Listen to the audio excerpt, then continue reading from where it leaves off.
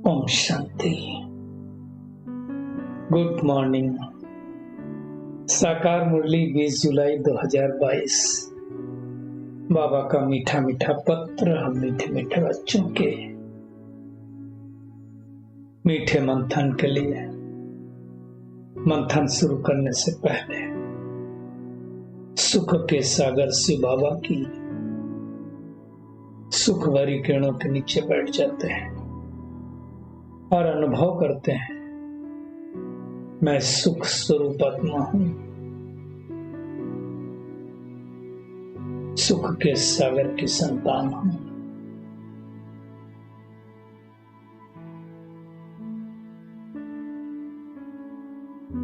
आज मीठे बाबा ने कहा, मीठे बच्चे तुम रूहानी सेना हो।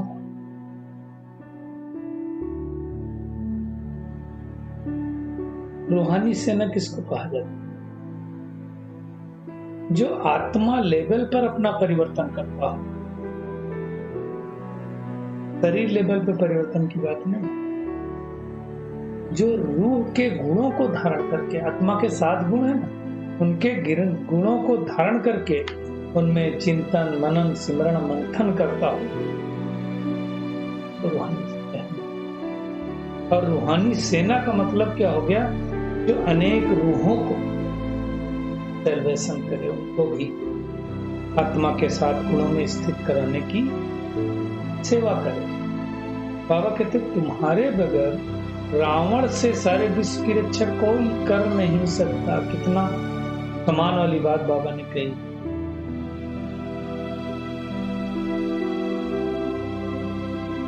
तुम्हारे बगैर कोई रक्षा नहीं कर सकता इस विश्व की रावण से। 5 विकारों से कौन रक्षा कर? और इसी शुद्धनस्ते में रहे कि हम रूहानी सेना है, भगवान के काम आ रहे हैं। वो आत्माएं कितनी भाग्यशाली होंगी। आज का प्रश्न है, बाप दादा किन बच्चों की बलिहारी का गायन करते हैं?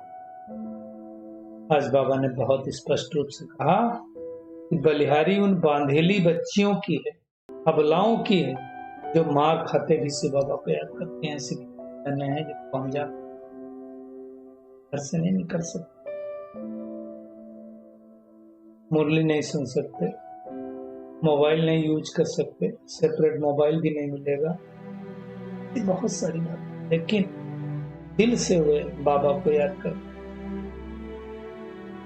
बाबा कहता है मार खाने से और ही नष्टो मोहब्बत की जाती है, और ही पारिवारिक तरफ से मोह हटता जाता है, बाबा की तरफ से जुड़ता जाता है। बाबा कहते हैं जिस कारण उनका पद और ही भगवान उनको फिर और ही ऊंचा पद देता है। बाप ऐसे बच्चों को धीरज देते हैं, तसल्ली देते हैं, बच्चे तुम अपने को आत्मा समझो, विद्या तुम्हारी नहीं है। तुम बाप के बन चुके हो तो अवस्था पक्की होती जाएगी। सच्ची दिल पर साहेब राज। बाबा देखो, जो बांधलियां कभी नहीं मिलती बाबा से, तो बाबा याद करता है और उनको उच्च पद भी देता है।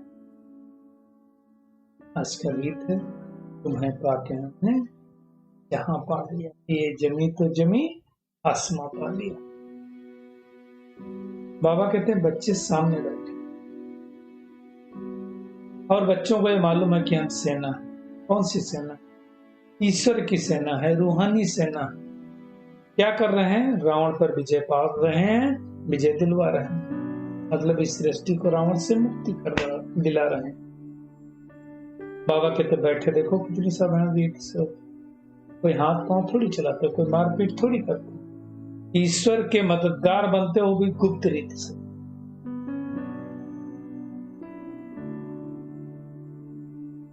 बाबा कहते तुम भी गुप्त हो, शहंशाह भी कहते हैं।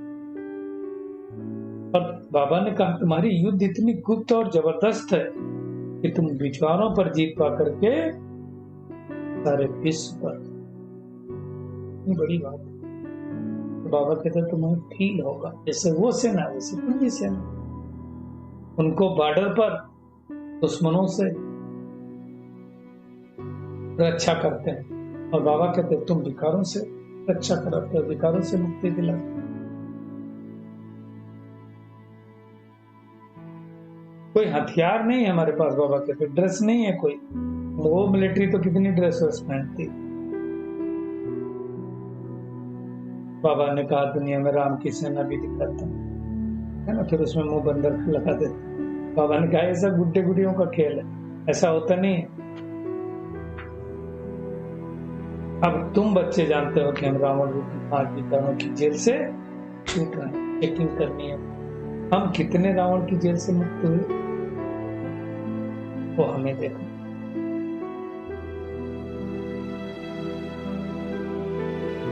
बाबा कहते एक तो रावण का जेल, फिर रावण की मत पर चलने वालों का जेल, भक्ति की जंजीरें, गुरुओं की जंजीरें, पति की जंजीरें, इतनी जंजीरों में आत्मा जकड़ी हुई। हम कितनी जंजीरों से मुक्त हुए, अभी भी तो नहीं जुड़े हुए हैं। चेकिंग।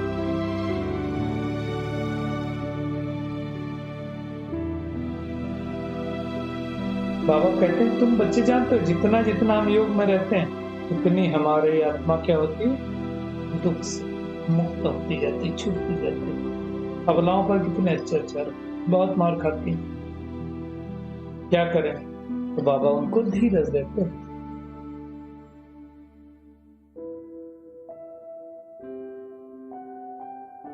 और फिर धीरे धीरे धीरे धीरे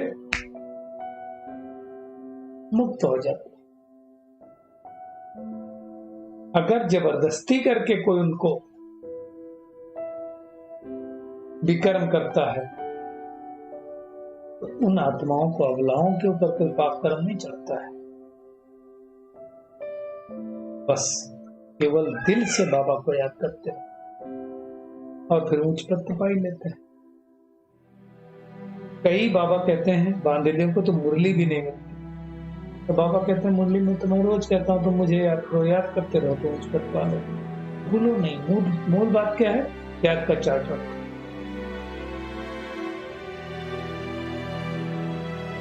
हम बच्चे कहते हैं कि गीता का ज्ञान राजयोग परमपिता परमात्मा ने सिखलाया।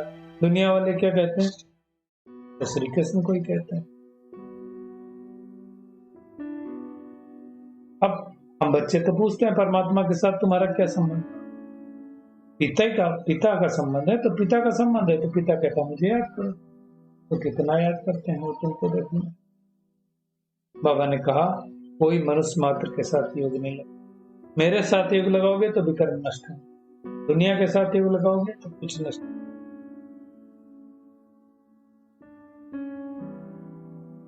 समझ करके, तीखा बन करके भी सुनाना ना, क्योंकि तो बड़े बड़े विद्वान पंडित आते हैं, सन्यासी बड़े बड़े आते हैं, उनको समझाने के लिए भाई बुद्धि तो तीव्र चाहिए, नहीं तो कैसे हम समझाएंगे। मुख्य बात है याद करेंगे बाबा को तो विकर्म नष्ट होंगे, नहीं तो नहीं होंगे। तो मुझे अपनी चेकिंग करनी है कि मैं आत्मा कितना बाबा को याद करती हूँ कि नहीं करती हूँ। तो मुझे खुद की अपनी चेकिंग करनी है। जितना याद करेंगे उतना विकर्म नष्ट होंगे, सिंपल बात है। समझाने वाले बहुत तीखे होने चाहिए। बाबा कहते दो बातें हैं सिर्फ, अल्फ और बे। अल्फ माने अल्लाह और बे माने बादशाही, बस, और कुछ नहीं है।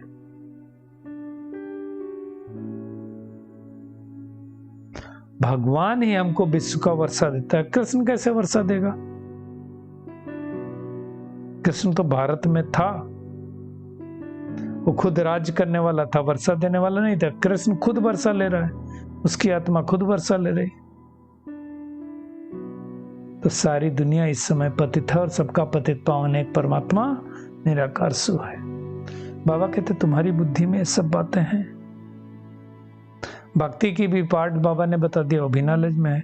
सबसे पहले तो शिव बाबा की पूजा होती है, सोमनाथ का मंदिर जो बना हुआ है गुजरात में। इतना बड़ा सोमनाथ का मंदिर किसने बनाया? उस समय के जो साहूकार थे उन्होंने बनाया होगा ना। तो कहा जाता है राजा विक्रमादित्य ने बनाया, तो जरूर महाराजा होगा।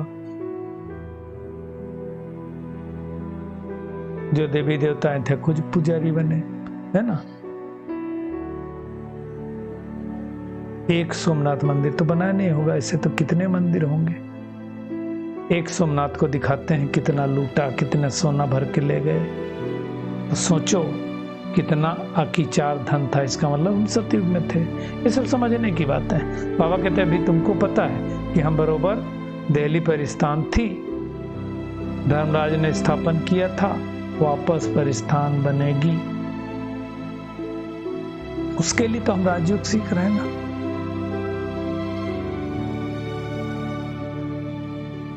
श्रीमत पर हम राज्य भाग ले रहे हैं।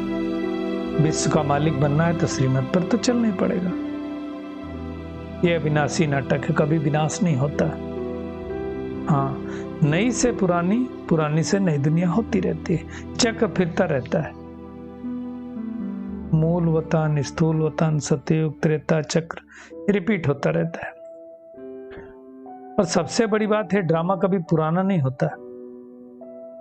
कब पुराना नहीं होता? कभी भी नहीं होता। हाँ, बाकी नए से पुराना पार्ट होता है, बाकी ड्रामा पुराना नहीं होता है।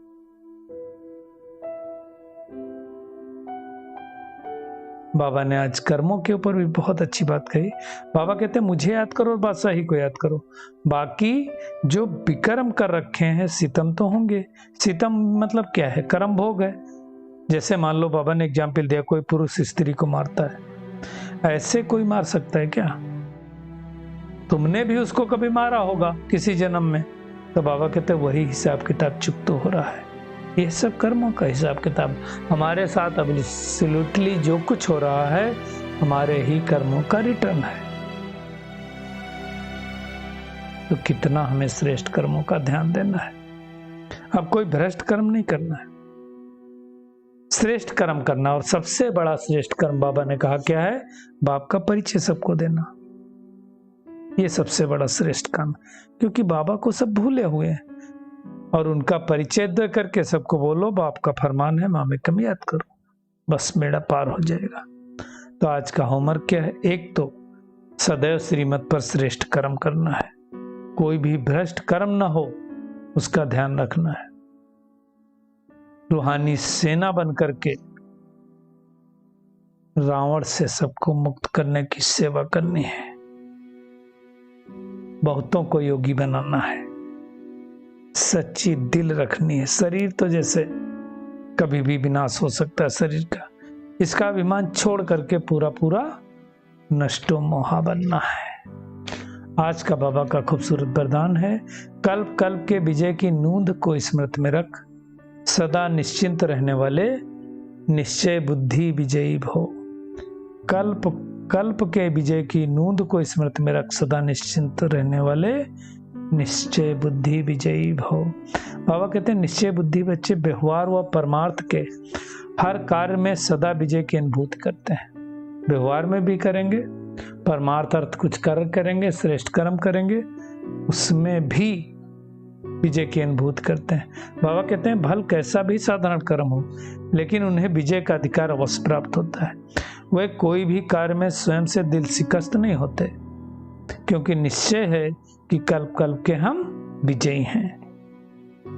जिसका मददगार स्वयं भगवान है, उसकी विजय नहीं होगी तो किसी की होगी। इस निश्चय और नशे में स्थित रहना है।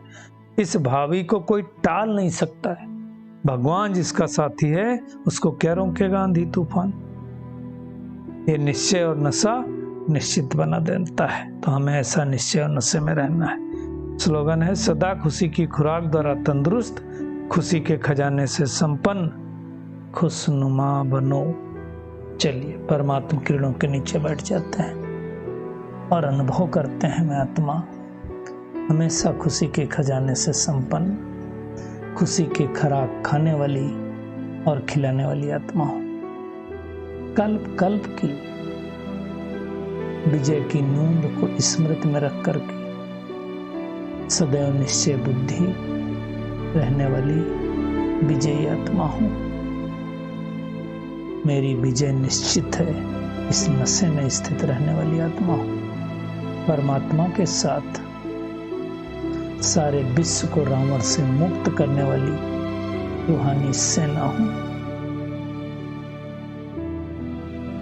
बाबा को याद करके अपने विकर्म को नष्ट करने वाली विकर्मा जीत आत्मा हूँ। शुक्रिया मीठे प्यारे बाप दादा, शुक्रिया आप सभी का इस मीठे मंथन के लिए।